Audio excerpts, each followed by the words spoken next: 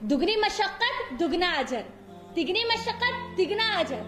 جتنی آپ مشقتیں دین پر عمل کرنے کے لیے اٹھائیں گے یاد رکھو اتنا ہی آپ کو اجر ملے گا. نو پین نو گین بولا جاتا ہے نا.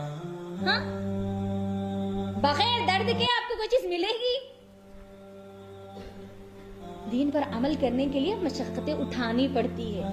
یہ جو دین ہے نا میرے اور آپ کے باپ دادا کی وراثت نہیں ہے جو ہم کو مل گیا بس ملتے ہی جائے گا. نہیں، یہ دین ہے نا، یہ دین بہت قیمتی ہے. یاد رکھو بہت قیمتی ہے. اس پر عمل کرنا نا اتنا آسان نہیں جتنا ہم سمجھتے کہ ہم تو مسلمان ہیں، ابایا پہن لو، برقع پہن لو، 5 ٹائم کی نماز پڑھ لو، قرآن بس تھوڑا بہت پڑھ لو اجر کے لیے کافی ہے. نہیں سوری، یہ دین نہیں ہے. اللہ نے کیا کہا قرآن میں؟ یا ایھا الذین آمنوا ادخلوا، مکمل داخل ہو جاؤ اس میں. السلام علیکم ورحمۃ اللہ وبرکاتہ.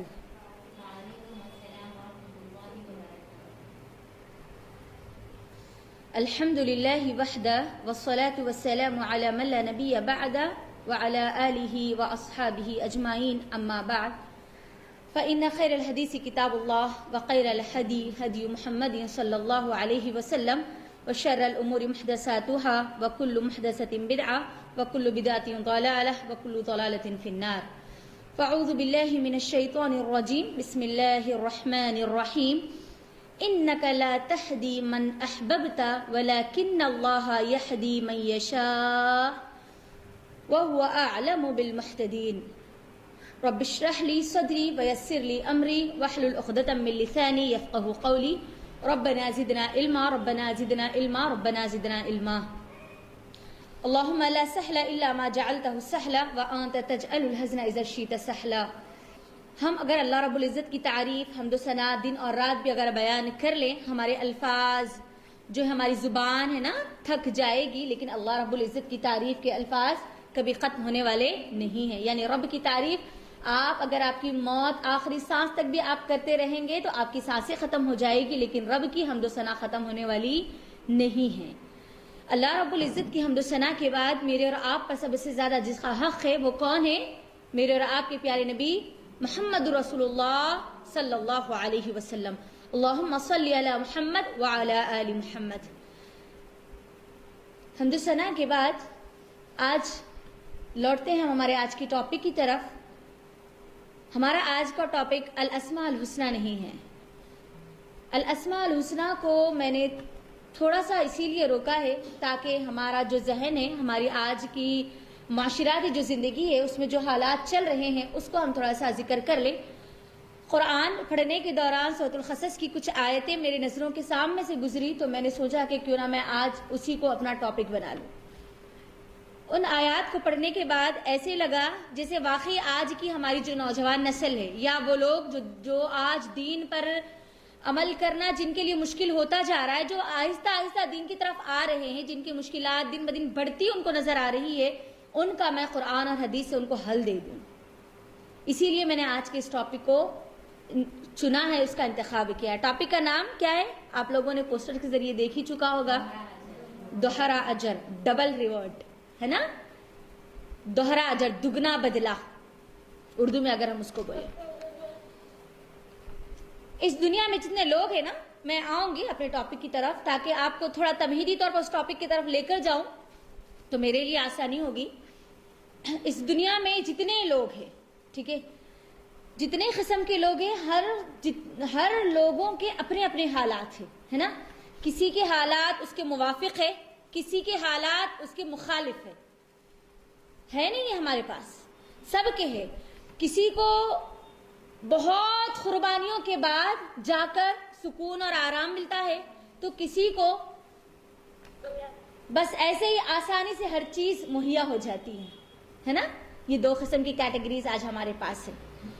آپ مجھے بتائیے، جس کو قربانیاں دیکھ کر کچھ ملے اور جس کو بآسانی کچھ ملے، کیا ان دونوں کا اجر برابر ہو سکتا ہے؟ نہیں ہو سکتا. جس کے حالات اس کے موافق ہو، یعنی وہ جیسا چاہتا ہے ویسے ہو، اور جس کے حالات اس کے مخالف ہو، اس کے اپوزٹ ہو، کیا ان دونوں کا اجر برابر ہو سکتا ہے؟ نہیں ہو سکتا. ٹھیک ہے، دیکھتے ہیں ہم آج قرآن اور حدیث میں ہم ڈھونڈیں گے کہ کیا ان کا اجر برابر ہے. اور آج کی جو اکثریت ہے نا، آج کی اکثریت میں جو دین کی طرف آ رہے ہیں ان کے لیے کہیں پر ان کے بھائی ان کی رکاوٹ بن چکے ہیں عمل کے لیے، کہیں پر ان کی بہنیں ان کی رکاوٹ بن چکی ہے، کہیں پر ان کا پورا گھر ان کے مخالف ہو چکا ہے، کہیں پر ان کی ماں ان کے مخالف ہے، کہیں پر ان کے باپ ان کے مخالف ہے۔ ہر کسی کا یہ کہنا ہے، اکثریت جو دین کی طرف آ رہی ہے کہ میرے ساتھ ہی یہ کیوں، کب تک رہے گا یہ حالات، میرے کب تک رہیں گے، ہاں یہ لوگ ایسے کب تک رہیں گے، یہ میرے ساتھ یہ جو حالات ہو رہے ہیں یا میرے ساتھ جو برتاؤ ہو رہا ہے، میرے ساتھ جو باتیں ہو رہی ہے، میری جو توہین ہو رہی ہے، یہ کب تک۔ چلیں اس سوال کا جواب ہم ڈھونڈیں گے کہاں سے؟ قرآن سے، ٹھیک ہے۔ یہ قرآن جس کو آج ہم ثواب کی نیت سے صرف اور صرف قیامت کے دن مجھ کو اور آپ کو اجر ملے گا، اس نیت سے جو آج ہم پڑھتے ہیں نا، ذرا یہ سوچ کو نا تھوڑا بدل لو۔ ہمارا جو آئینہ ہے نا، ہمارا جو چشمہ ہے نا، اس کو تھوڑا سا بدلو، کیونکہ یہ قرآن صرف آخرت کی کتاب نہیں ہے، بلکہ یہ قرآن میرے اور آپ کی زندگی میں جو حالات ہے نا، ان حالات کی طرف بھی میرے اور آپ کی رہنمائی کرتی ہے اور اس کا حل بتلاتی ہے، اس کا جو آنسر ہے نا، مجھ کو میرے اور آپ کے بہت سارے سوالات ہیں، ہر انسان کی اپنی اپنی زندگی کے کچھ سوالات ہوتے ہیں نا، اگر آپ ان سوالات کے جوابات کو قرآن میں ڈھونڈیں گے، اللہ کی قسم کھا کر کہتی ہوں، بارہا بار اللہ کی قسم کھا کر کہتی ہوں، اگر آپ اخلاص کے ساتھ سچے دل سے قرآن کو کھول کر اپنے جواب کو ڈھونڈنے کے لیے بیٹھیں گے نا، آپ کو آپ کا جواب مل جائے گا۔ قرآن کے نزول کا ایک طریقہ تھا نا کہ جب بھی حالات، اللہ کے نبی صلی اللہ علیہ وسلم کے دور میں قرآن نازل ہوا نا، کچھ حالات اگر ہوتے تو اللہ رب العزت کیا کرتا؟ اس کے جواب میں قرآن کو نازل کرتا۔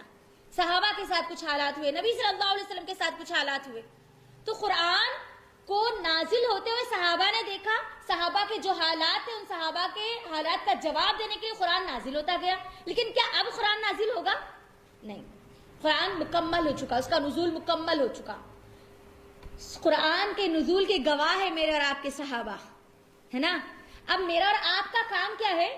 قرآن جو ہے اس کو پڑھنا، اس کو سمجھنا اور اس کو ماننا اور اس پر عمل کرنا۔ تو کیا ہمارے جو زندگی کے حالات ہیں، کیا ان حالات کا ہم کو جواب قرآن سے نہیں ملے گا؟ ضرور ملے گا۔ صحابہ کو ان کا جواب ملا نا، ان کے جو حالات ہوتے قرآن کی آیت نازل ہو جاتی ہے، اللہ تعالیٰ ان کو بتا دیتے کیا کرنا ہے کیا نہیں کرنا۔ یاد رکھو، اس دنیا میں قیامت تک آخری جو شخص آئے گا، اس کے بھی زندگی کے جو حالات ہوں گے، اس کے بھی جو سوالات ہوں گے، ان سوالات کے جوابات ڈھونڈنے کے لیے اگر وہ قرآن کو کھولے گا تو یاد رکھو یہ قرآن حق ہے، وہ اس کو اس کے حق کے ساتھ اس کا جواب دے گا۔ لکھ لیجئے میری اس بات کو۔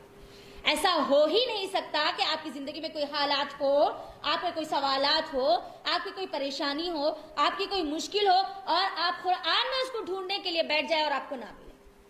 بس ہم کو سمجھنا ہوتا ہے کہ میرا اس کا حل کہاں ہے، ٹھیک ہے، یاد رکھے۔ تو یہ قرآن کی خوبصورتی ہے کہ آپ کے ہر سوال کا کیا کرتا ہے؟ وہ جواب دیتا ہے۔ تو آئیے یہ جو آج کا ہمارا جو ٹاپک ہے، اس ٹاپک کی طرف ہم بڑھتے ہیں، دوہرا اجر، ٹھیک ہے۔ دوہرا اجر جو ہے نا، آج ہم نے یہ سمجھ لیا کہ تسبیحات پڑھنے سے ملے گا۔ میں جب یہ ٹاپک کو دیکھ رہی تھی نا، تو ذہن میں یہی آیا کہ اکثر لوگوں کے ذہن میں یہی آئے گا، دوہرا اجر مطلب کوئی تسبیحات پڑھیں گے یا کچھ تو بھی کچھ انگلیوں پر کچھ ذکر کر لیں گے تو شاید ملے گا۔ نہیں، چلے قرآن سے ہی پوچھتے ہیں کہ دوہرا اجر کس کے لیے ہے نا۔ آج کا پورا ٹاپک جو ہے نا، سورۃ القصص کی آیت نمبر 52 سے لے کر 56 کے درمیان ہے پورا ٹاپک، اور اس میں نا بہت سارے نقطے ہیں۔ اللہ اکبر! ایک ایمان والے کے لیے نا، اگر یہ نقطوں کو اس کے درمیان رکھ دیا جائے نا، تو اس کی زندگی، اس کو جینا اس کے لیے محال نہیں ہوگا، بلکہ آسان ہو جائے گی اس کی زندگی۔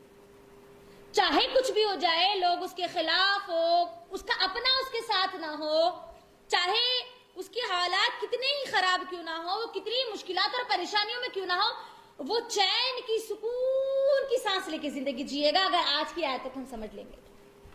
بہت پیاری آیت ہے، ٹھیک ہے۔ چلے اس آیتوں کی طرف ہی پہلے آگے بڑھتے ہیں، اس کے بعد ان آیتوں سے جو نقطے نکلتے ہیں ایک کر کے ہم انشاءاللہ ان کو دیکھیں گے۔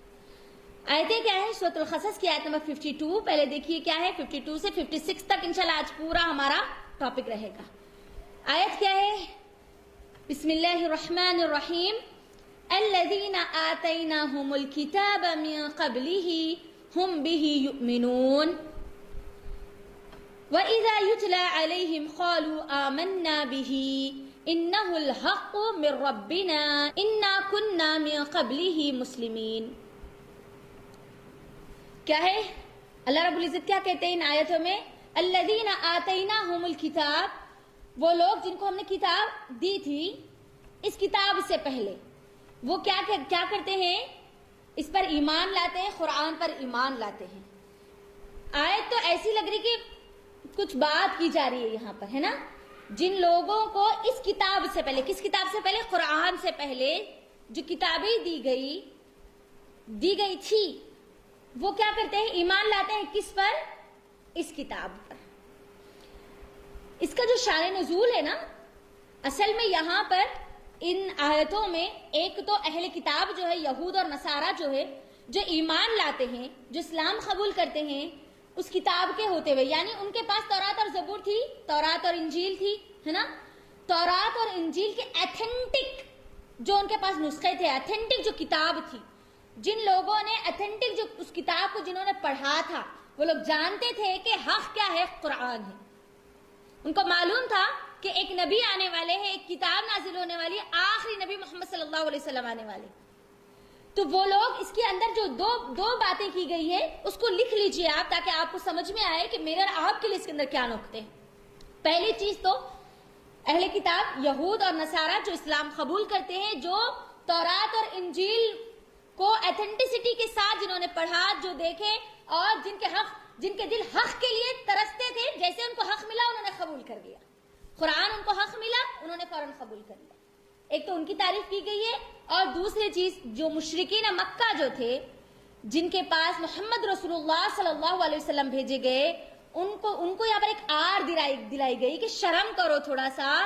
دیکھو وہ نبی جس کو اللہ رب العزت اگر چاہتے تو خیسر اور خسرا کے محلوں میں پیدا کرتے، لیکن کیا کیا انہوں نے؟ مکے میں نازل کیا، تمہارے خاندان میں سے نازل کیا، تمہارے قبیلے میں سے نازل کیا. ٹھیک ہے؟ تو ان کی عزت کرو. کیوں؟ کیونکہ یہ جو یہود اور نصارہ تھے نا، اللہ کے نبی صلی اللہ علیہ وسلم کے دور میں جو لوگ حق کی تلاش میں ہوتے تھے، جیسے ان کو پتا چلتا تھا کہ ایک محمد صلی اللہ علیہ وسلم ہے جو کہ مکے میں ہے، تو وہ کیا کرتے تھے؟ حق معلوم کرنے کے لیے پہنچتے تھے، اور جب ان کا دل حق کو قبول کر لیتا تو اسلام قبول کر کے واپس لوٹتے تھے. تو یہ سب کون دیکھ رہے تھے؟ مشرکین مکہ دیکھ رہے تھے. ٹھیک ہے؟ گروہ کے گروہ آتے، ٹھیک ہے، یہود کے گروہ آتے، اللہ کے نبی صلی اللہ علیہ وسلم سوالات کرتے، جب ان کا دل حق کو مان لیتا تو اسلام قبول کرتے چلے جاتے. نصارہ یعنی عیسائی جو تھے وہ آتے، اللہ کے نبی صلی اللہ علیہ وسلم سے سوالات کرتے، ہاں، کیونکہ وہ بھی تلاش میں تھے نا، آخری نبی کی تلاش میں تھے. تو یہاں پر ان لوگوں کی پہلی تو بات کی گئی ہے. اوکے، دوہرا اجر کس کے لیے؟ آگے کی آیات میں ہے. میں آپ کو کیوں اس کے اندر ہے نا بہت بڑا نقطہ ہے. آج ہمارے معاشرے میں ہم کو جینے کے لیے نا کچھ ایسے اصولوں کی ضرورت ہے جو قرآن اور حدیث میں مجھ کو اور آپ کو مضبوطی کے ساتھ دیے گئے، جس پر مجھ کو اور آپ کو جمنا ہے. لیکن آج وہ ہم کو معلوم نہ ہونے کی وجہ سے ایمانی طور پر ہم بڑے کمزور ہو جاتے ہیں، بہت کمزور ہو جاتے ہیں، اور حالات یہ آ جاتے ہیں کہ ہم کیا کرتے ہیں؟ دین کو چھوڑ دینا پسند کرتے ہیں. نعوذ باللہ. یاد رکھیں، حالات کچھ بھی ہو، ہمیشہ دین پر استقامت کے ساتھ رہنا ہی اصل زندگی ہے. ٹھیک ہے؟ تو یہاں پر کیا بات بتائی جا رہی ہے؟ جن کو اللہ نے کتاب عطا کی، کس کو عطا کی تھی اللہ نے کتاب؟ یہود اور نصارہ کو اللہ نے کتاب عطا کی تھی، تورات، انجیل، زبور، ہے نا؟ یہ کتابیں عطا کی تھی. تو انہوں نے تصدیق کس بات کی؟ ایمان کس بات پر لایا؟ قرآن پر لایا. باپ داداؤں کے طریقے ان کے پاس تھے، لیکن جیسے ان کو حق معلوم ہوا، کیا کیا انہوں نے؟ فوراً حق کو اپنا لیا. کیا یہ آسان کام ہے؟ آگے کی آیات دیکھیے، اللہ رب العزت کیا کہتے ہیں یہاں پر آیت میں دیکھیے، وَإِذَا يُتْلَى عَلَيْهِمْ، جب ان کو قرآن پڑھ کر سنایا جاتا تو وہ کیا کہتے؟ قَالُوا آمَنَّا بِهِ إِنَّهُ الْحَقُّ مِنْ رَبِّنَا إِنَّا كُنَّا مِنْ قَبْلِهِ مُسْلِمِينَ. وہ کہتے ہیں کہ ہم تو ایمان لاتے ہیں اس بات پر، اس حق کو تو ہم جانتے ہیں. فوراً وہ قبول کر لیتے، اور کیا کہتے ہیں؟ یہ تو رب کی طرف سے نازل کیا ہوا ہے اور ہم تو پہلے سے مسلم ہیں.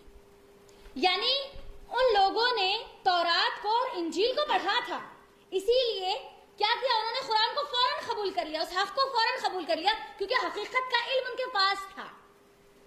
قرآن جو ہے نا تصدیق کرتا ہے ان تمام کتابوں کی جن کتابوں کو اللہ نے نازل کیا ہے نا. جس کے پاس حقیقت کا علم ہوتا ہے نا وہی قرآن کے علم کو سمجھ سکتے ہیں. جو انسان کا دل